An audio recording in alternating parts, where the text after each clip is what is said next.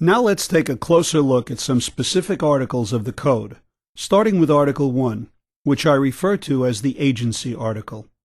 It requires a realtor to protect and promote the interests of their clients, which is the premise of agency law. Let's begin with Article 1, which reads, When representing a buyer, seller, landlord, tenant, or other client as an agent, realtors pledge themselves to protect and promote the interests of their client. This obligation to the client is primary, but it does not relieve realtors of their obligation to treat all parties honestly.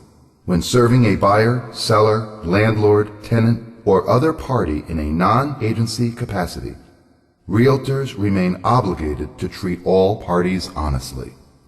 Let's pinpoint key words in this article, starting with the word client. When a real estate agent represents a client, the relationship usually entails a number of fiduciary responsibilities which the agent owes to the client. Examples of these responsibilities include obedience to the client's lawful instructions, the obligation to maintain the client's confidential information, such as their motivation for buying or selling, and the obligation to disclose any and all information known to the agent that could affect the client's decisions. These obligations go hand in hand with protecting and promoting the interests of the client. However, in order to protect and promote the interests of the client, the agent must first identify the client in the transaction.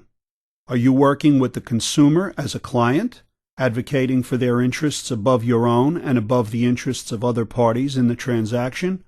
Or are you working with the consumer in a non-agency capacity, where you are not advocating for their interests? To adhere to the principles contained in Article 1, this question must be clearly addressed by the agent at the beginning of the transaction. Most states have agency disclosure laws that clearly set forth the agency options available to the consumer.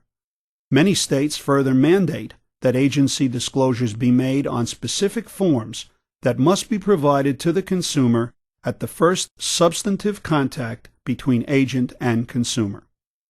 Identifying your client, pledging to protect and promote their interests, and putting their interests above your own is easy. Actually following through on the pledge can present challenges when faced with real-life temptations.